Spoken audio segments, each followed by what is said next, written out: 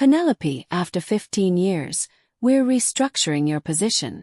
Those were the words Veronica, my manager with the permanent smirk, delivered across the shiny boardroom table.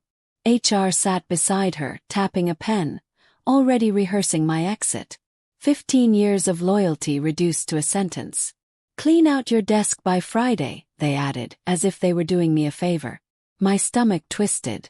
I thought of the nights I stayed late, the weekends I skipped family dinners, the projects I carried on my back while others slept. And this was my reward. Smiled. He nodded. I whispered. Completely understand. Because while they thought they'd written my ending, I had already written Monday's beginning. And none of them were prepared for the way that day would unfold. Penelope, after 15 years, we're restructuring your position. That's how it began. Veronica sat across from me in the glass-walled boardroom. Her lips curled in the same smug little smile she always wore when she thought she had the upper hand. HR's Marjorie sat beside her, pen clicking against her clipboard, already treating me like I was a file to be closed. Clean out your desk by Friday, Marjorie added smoothly, and we'll arrange for your severance. And just like that, 15 years of loyalty, sacrifice, and late nights were dismissed in under 2 minutes. I sat frozen for a moment, my heartbeat hammering in my ears. My mind flicked through the years like flashcards, birthdays missed, dinners skipped, the countless times I told my family, I can't come, I have to finish this project. All the weekends I stayed at the office to make sure deadlines were met while Veronica smiled for the cameras and took the credit. And this was the reward. I wanted to scream. I wanted to demand answers. Why me? Why now? I had given more to this company than most of the people sitting on the executive floor combined. But instead I swallowed it. I forced my lips into a polite smile and said, completely understand. Veronica's smirk widened, satisfied. She probably thought she had finally gotten rid of me. She had been trying for years, stealing ideas from under me, whispering to upper management, positioning herself as the future. I could practically hear her gloating in her head. Good riddance. But here's what Veronica didn't know. While she was busy scheming, I had been quietly documenting. I had every email where she borrowed language from my reports. I had screenshots of her instructing me to fudge numbers to make her look good. I had proof of her expense reports. Thousands billed to the company for personal spa weekends, designer handbags, even a trip to Cabo labeled as a conference. For years, I had kept them in a neat little folder on my home computer. I told myself it was for just in case. I didn't know if I'd ever use it. But in that moment, sitting across from her smug face, I knew. This was the case. So I stood up. I smoothed my skirt. I smiled again, even warmer this time. Thank you for letting me know, I said softly, like a good little employee. I walked out of that boardroom without a tremor in my step. Co-workers looked up as I passed, eyes wide with curiosity, whispers already spreading. I smiled at them too, calm, collected. But inside I was on fire. I packed my desk slowly, neatly, like someone moving out for a long vacation. Each framed photo, each pen, each notebook went into the box with deliberate care. I waved goodbye at the end of the day, even wished Veronica a lovely weekend when I passed her office. And as she smiled back, smug and certain of her victory, I thought, enjoy it while it lasts. Because what she didn't realize was that Friday wasn't my ending. It was just the setup. And when Monday came, no one in that building, not Veronica, not Marjorie, not anyone, would ever look at me the same way again. When I got home that Friday evening, I set the cardboard box from my desk on the kitchen table. My whole career reduced to a box. A couple of pens, framed photos of my kids, and a stack of files I wasn't even sure I wanted anymore. I stared at it for a long time. 15 years. 15 years of early mornings and late nights. 15 years of weekends traded for deadlines. 15 years of being the reliable one, the one who never said no, the one who made sure the wheels kept turning. And all it took was one smug sentence from Veronica for it to be over. The anger came in waves, but beneath it was something sharper. Heartbreak. I remembered my first day at the company. I was 27, fresh out of grad school, full of fire and ideas. They didn't even give me a real office back then, just a cubicle tucked near the copier. But I didn't care. I was determined to prove myself. And I did. I stayed late when no one else would. I said yes when projects were dumped on my desk. I filled in for people who were too busy. I mentored interns, covered for managers, and slowly, painfully, climbed the ladder. There were years when the company was my whole life. My daughter once asked me at her 8th birthday party, "Mommy, do you live at the office?" Everyone laughed, but the truth stung. I had missed ballet recitals, soccer games, even anniversaries, all because I believed loyalty meant something. And for what? To be tossed aside like I was nothing.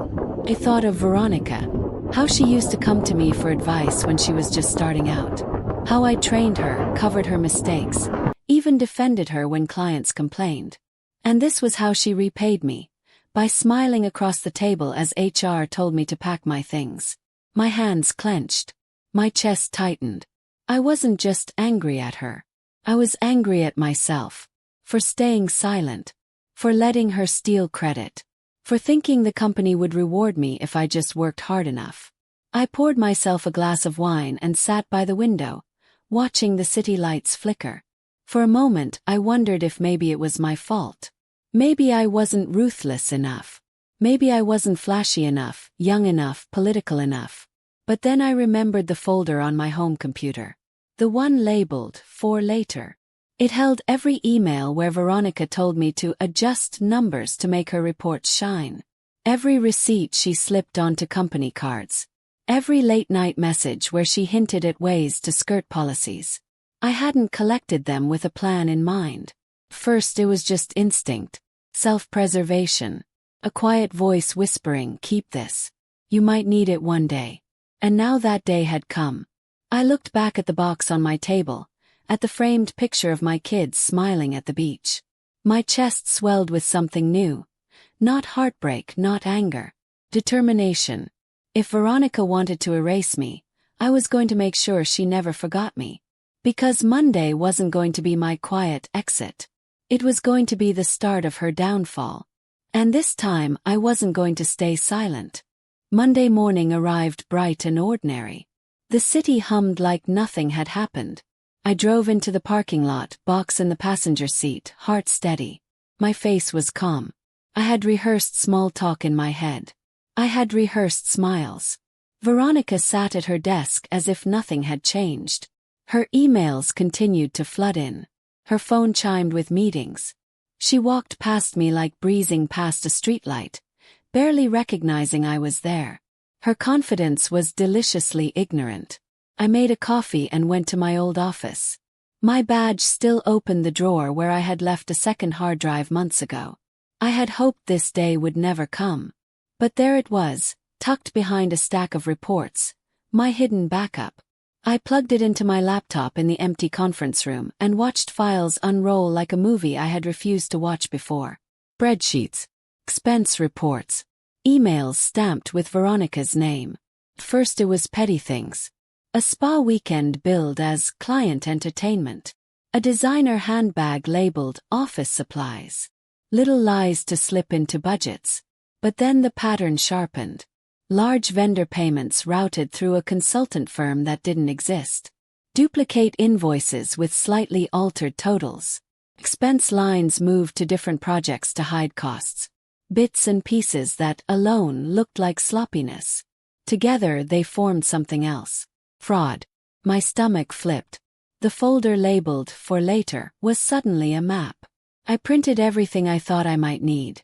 I made copies, labeled them, and sent encrypted versions to a secure cloud address I'd set up months ago with Claire, my lawyer friend who had once helped me negotiate a contract. Claire's number lit up within minutes. "Penelope?" she asked, voice clipped. "What have you got?" "Enough," I said. "More than I thought." We met for lunch in a small cafe near the office. I slid the printed pages across the table. Claire's eyes raced over them. Her jaw tightened. She tapped a pen against the paper, then looked up. "This is deliberate," she said. "Not only petty expense fudging. This looks like channeling company funds into private accounts. If we follow the money, there will be an audit trail. My throat went dry. Do you mean criminal? Claire nodded slowly. Potentially. Embezzlement, false invoices, conflict of interest. If Veronica is behind this, she's betting on getting away with it because she's careful about who she involves. Who else could be involved? Yes. Partners, vendors, the accounting manager who turns a blind eye. People who profit when no one watches too closely. Claire's eyes were steel. We should move slowly. Gather more. Secure your copy. Don't tell anyone in the office. He nodded. My mind raced with possibilities. Veronica was not just a petty, jealous manager. She was a player in a scheme that could destroy careers. And if she had been using company funds to buy influence, then my being pushed out might be part of a larger cleanup to silence anyone who knew too much. We planned the next steps. Claire would quietly contact a forensic accountant she trusted. I would continue to collect anything I could. Emails, time-stamped messages, travel logs. We agreed on signals, safe times to meet. It felt like assembling a small resistance cell against a woman who thought she was untouchable. Back at my desk that afternoon, I opened an old shared drive. A file caught my eye. Quarterly vendor reconciliation. Veronica and final SX. I downloaded it. There, hidden in a comment, was an offhand note. Confirm payout to V12 by Friday, confidential. V12 matched a name in my printed files. A shell vendor with a P.O. box and a phone number that never picked up. Small clues spidered out. I texted Emma a casual, coded message. Busy this week. Might work late. Don't worry. She replied with a heart emoji. I wanted to protect her from the storm I was about to start. As the day dimmed, I walked the corridors and noticed faces I'd known for years. They smiled unaware. Some offered condolences about the restructuring. One colleague, Mark from accounting, gave me a quick, sympathetic nod and mouthed, "You okay?" I held his gaze, searching for something. Fear, loyalty, shame. He shook his head almost imperceptibly. No. Understood. People protect themselves. They choose safety over truth. At home that night, I spread the printed pages across the dining table. The evidence glinted under the lamp like fragments of glass. Each one hurt to look at, but they also made me feel alive. For the first time since the meeting, my anger became purpose. I was not a victim. I was an archivist of injustice. I thought about Veronica's smug voice telling me to clear my desk. She believed she had erased me. She believed that once the company had removed me, no one would notice the missing sums. She believed her palace of small lies would stand. She was wrong. Monday was coming. And with it, the first move in a plan she could never predict. Monday morning came heavy with rain. The kind of rain that blurred car headlights and made the office windows sweat. I walked through the lobby like it was any other day, my umbrella dripping, my box of personal items balanced in my arms. But inside that box was something more dangerous than trinkets from my desk. It held the truth. As I stepped into the elevator, co-workers gave me those looks again. Sympathetic, curious, relieved it wasn't them. I smiled politely, letting them believe I was on my way out quietly. But in reality, I was walking into a storm I had prepared myself to unleash. At 9 a.m., the weekly leadership meeting began. Veronica was at the head of the table, her designer scarf neatly tied, her smirk firmly in place. HR's Marjorie sat beside her, flipping through notes. I slipped in, box in hand. They glanced at me with mild annoyance, like I was already irrelevant. "Penelope," Veronica said sharply, "you weren't required for this meeting." I set my box down on the table and smiled. "Oh, I know. But I thought it might be important you hear this from me directly before anyone else does." The room went quiet. I pulled out a folder thick with printouts. Receipts, invoices, emails. My carefully collected arsenal. I laid them on the polished wood, one by one like playing cards. Veronica's smile faltered. "What is this?" Marjorie asked, her voice brittle. "Evidence," I said simply. 15 years of it. fraudulent invoices, expense reports charged to personal vacations, vendor payments to companies that don't exist. All signed off by Veronica. Gasps fluttered around the table. Executives leaned forward, eyes darting between the papers and Veronica's paling face. "That's absurd," Veronica snapped, her voice cracking slightly. "These are taken out of context." I leaned closer. Context. Shall we start with the $8,400 spa retreat in California billed as team development? Or the duplicate invoices for a vendor called V12 that, by the way, doesn't have a registered business address? The CFO, Mr. Daniels, cleared his throat. His face was grim. "Veronica, is this true?" she stammered. "Of course not. She's bitter. She's angry we let her go. She's fabricating this." Fabricating. I slid another paper across. "Because I'm pretty sure the auditors won't see it that way. Neither will the board. Or the investigators who've already been contacted." The room went still. Veronica's eyes widened. She looked at me like I had just pulled the floor out from under her. "What have you done?" she hissed. I smiled, calm as ever. "What you never expected me to do." I paid attention. The rest of the meeting dissolved into chaos. Executives demanded explanations. Char scribbled frantically. Veronica shouted over everyone, her mask cracking in real time. I sat back, letting the storm rage. For years, I had been the silent one, the fixer in the shadows. Now, for the first time, I had the floor. And I didn't even need to raise my voice. By the time I left that room, Veronica was red-faced, her smirk gone, her future unraveling. As I walked down the corridor, co-workers stared at me with wide eyes. They didn't know what had just happened, but they felt it, the shift in the air. The queen bee had been stung. When I reached the lobby, I finally let out a long breath. My hands were still steady. My heart was strong. But this was only the beginning. Because exposing Veronica wasn't the end. It was just the first domino. Behind her, tangled in her scheme, were more names, more people who had profited from her lies. And as the investigation spread, Monday was going to turn into a week no one in that building would ever forget. The morning after I dropped the evidence on the table, the office felt different. Usually, people avoided eye contact when someone was being forced out. But this time, they whispered. They lingered at my desk, offering half smiles, nods, even quiet words of encouragement.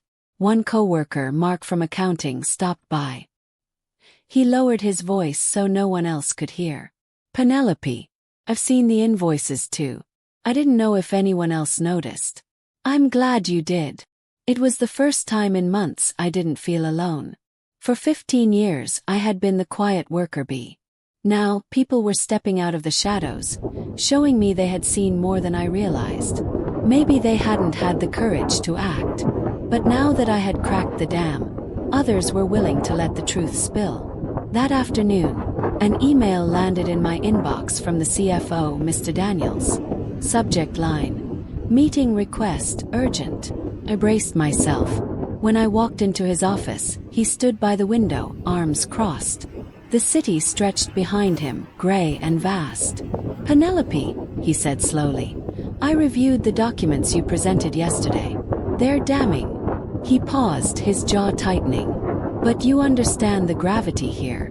If we move forward, this doesn't just end Veronica's career. It exposes the company too. The board will have to take action." He nodded. My voice was steady. "Then it's time they did.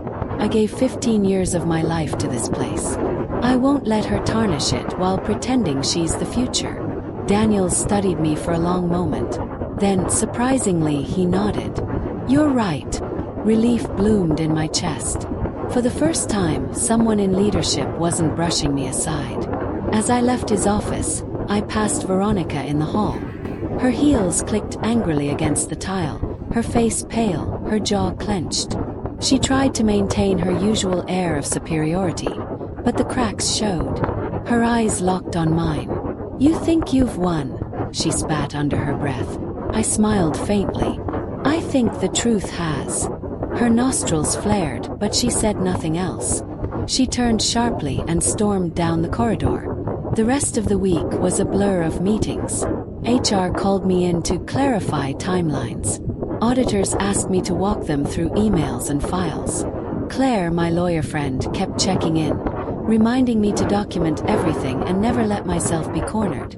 Each conversation, each question, chipped away at the fear that had lived inside me since that Thursday morning in the boardroom. By Friday, whispers had turned into full-on speculation. Colleagues huddled in corners, trading theories. Veronica wasn't strutting anymore. She was snapping at people, slamming doors, sending frantic emails late into the night.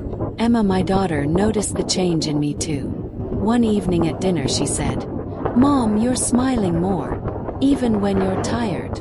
I chuckled softly. Maybe that's because I finally remembered who I am. Because that was the truth. For years I had let the company and Veronica define me. I had been the dependable Penelope, the quiet fixer, the one who made things run smoothly while others took credit. But not anymore. Now I was the woman who had forced the truth into the light. Still, I knew the storm wasn't over. On Friday evening, as I packed up my things to leave, Mark slipped me a manila folder. "I shouldn't be giving you this," he whispered. "But if you want to know how deep it goes, look." Home, I opened it. Inside were more invoices. Payments not just to shell companies, but to people tied to Veronica personally. Cousin, college friend, even a luxury event planner who had organized conferences that never existed. It wasn't just fraud. It was an empire. And suddenly, I realized Monday's shockwave was just the beginning. Because what I held now could bring down more than Veronica. It could bring down the entire tower she had built her career on. The following Monday, the office was unusually quiet. It wasn't the calm kind of quiet. It was the heavy, waiting kind. Everyone knew something was coming. They just didn't know what. At 10 a.m., we were summoned to the large conference room. The entire leadership team was there, plus HR, plus the board of directors. My pulse quickened as I walked in, folder tucked under my arm. Veronica sat near the head of the table, chin high. Her scarf tied neatly as though appearance alone could keep her world from crumbling. The CFO, Daniels, cleared his throat. "We've been conducting a review of certain financial irregularities," he said. His eyes flicked toward Veronica. "Today we're going to address them." Veronica shifted uncomfortably. "I think this is unnecessary. We should be focusing on growth, not witch hunts." That's when Daniels nodded to the auditor beside him. A woman in a navy blazer opened a binder and began reading. Duplicate vendor invoices. Fraudulent charges. Shell companies. Expenses routed to personal accounts. All tied back to your approvals, Ms. Sinclair. The room froze. For years, Veronica had commanded this place. Her word was gospel. Her smirk could wither junior employees. Now her name was being spoken like poison. She sputtered. Those are fabricated. Taken out of context. This is Penelope's vendetta. She's bitter because her position was restructured." All eyes turned to me. I stood slowly, my folder in hand. "If this is about bitterness, then explain these." I spread out the documents Mark had slipped me. Invoices with her cousin's name. Wire transfers to friends. Receipts from luxury planners. The auditor leaned in, eyes narrowing. "Ms. Sinclair, these weren't in the first batch we reviewed." Veronica's face drained of color. "This is ridiculous. She's framing me. You can't just take her word." "Actually," Daniels interrupted, his tone icy, "we traced these accounts. They connect directly to yours." A collective gasp filled the room. For the first time since I had known her, Veronica lost control. Her composure shattered. She slammed her hand on the table, voice shrill. "You're all blind. This company needed me. I made it what it is." Daniels cut her off. "What you did was steal. And as of this moment, you are suspended, pending legal investigation." Silence fell like a hammer. Veronica stared at me, eyes blazing with hatred. You think you've won, she hissed. I held her gaze calm. No. The truth did. Security entered moments later. Veronica protested, shouted, even begged. But in the end, she was escorted out of the building, her heels clattering against the tile like a final, desperate echo of the power she once wielded. I sat back down, my hands folded neatly on the table. My heart was steady, my breathing calm. After 15 years of being silenced, overlooked and discarded, I wasn't just heard. I was believed. The board spent the rest of the meeting discussing damage control, audits, and restructuring. But I barely heard them. My thoughts were elsewhere. On the people who had whispered encouragement, on Mark slipping me that folder, on Emma telling me I was smiling more these days. When the meeting ended, people approached me differently. With respect. With gratitude. Some even with awe. You saved this company, one director told me quietly. I didn't say it out loud, but I knew the truth. I had saved myself first. That evening, as I packed my bag, I paused by the window. Outside, the rain had cleared. The sky was painted in streaks of gold. Veronica was gone. Her empire of lies had collapsed. And me. I was free. But freedom didn't just mean walking away. It meant deciding what came next. And I already knew. Monday hadn't just been fun. It had been the beginning of a new chapter. One where Penelope wasn't just the quiet worker in the background. I was the woman who proved that even after 15 years of silence, a single voice can bring the walls down. The week after Veronica's removal felt like walking into a new world. The office halls, once weighed down by her presence, suddenly seemed brighter, lighter. People greeted me differently now. Some with quiet nods of respect, others with open gratitude. But it wasn't their validation that mattered most. It was my own. For 15 years, I had carried the company on my back, believing loyalty meant protection. I had sacrificed dinners with my daughter, weekends with friends, even pieces of myself to keep everything running smoothly. And in the end, they discarded me without hesitation. Yet, what they didn't realize was that the woman they tried to erase was the one who held the receipts, literally and figuratively. Veronica's downfall wasn't just about revenge. It was about justice. It was about showing that silence doesn't equal weakness, and patience doesn't equal blindness. I had been paying attention all along. Home, Emma noticed the change. One evening as we cooked dinner together, she studied me and said, "You look lighter, Mom. Like a weight's gone." Smiled. "That's because it has." She nodded knowingly. "You didn't just stand up for yourself. You stood up for what's right." Her words sank deep. Because in truth, that was what mattered most. It wasn't about humiliating Veronica, or about watching her empire crumble. It was about proving to myself and to my daughter that we don't have to accept being trampled on. We can rise. The company offered me a new role after the investigation. A consulting position with better pay, flexible hours, and a direct line to the board.